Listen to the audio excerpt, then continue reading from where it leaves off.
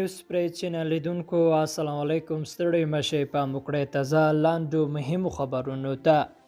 د ملي پراختیا د شرکت رئیس عبدالرحمن آتش په ټولنیزو رسنیو کې خپاره شویو هغه ریپورټونو ته ځواب ویلی چې ادعا پاکې شوې وه چې د کابل له سقوط یوه ورځ مخکې نوموړي ته مخکني ولسمشر اشرف غني له شخصي پیسو 50 میلیونه افغانۍ ورکړې وې تر څو له شمال راغلو کډوالو سره مرسته وشي، خو نوموړي د پیسې نه دي مصرف کړي. اوس ښاغلي آتش په خپل غبرګون کې منلي چې پیسې یې نه دي مصرف کړي او د پیسې 50 میلیونه افغانۍ نه دي بلکې 15 لکه امریکایي ډالر دي چې یو کمیسیون ته یې سپارلي دي. آتش د یاد کمیسیون په اړه مشخصه جزئیات نه دي ورکړي.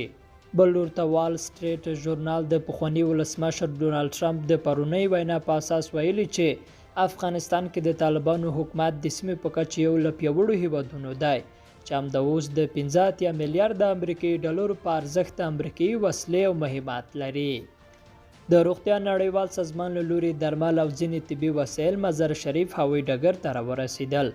دغه سازمان ویلي چې نن په درملو او طبي توکو بار یوې الوتکې د افغانستان مزار شریف هوایي ډګر کې ناسته کړې ده. یاد سازمان دغه راز ویلي چې د خوړو نړیوال سازمان په مرسته به په ورته توکو بار 2 نورې الوتکې هم په نږدې راتلونکي کې افغانستان ته ورسیږي. او ملګري ملتونه د افغانستان لپاره کنګل شویو روپیو په اړه پریکړه کوي. ټاکل شوی چې ملګري ملتونه سبا دوشنبه د سویس په جنیوا کې له افغانستان سره د باسپینې راټولولو یو لوی کنفرانس جوړ کړي. ملګري ملتونو د جنیوا د کنفرانس په اړه په یو بیان کې ویلي چې دا سازمان له میلیونونو بېوزلو افغانانو سره د بشري مرستو دوام ته ژمن دی.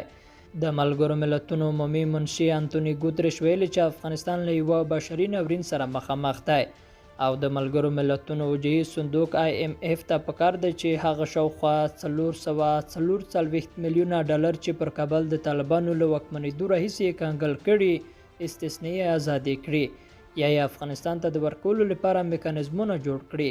د ملګرو ملتونو د احصایې له مخې د افغانستان د 38 میلیونه وګړو نږدې نیمایي عاجل بشري مرستو ته اړتیا لري. لیدونکو له ملتیا مننه. لا مو مل شه.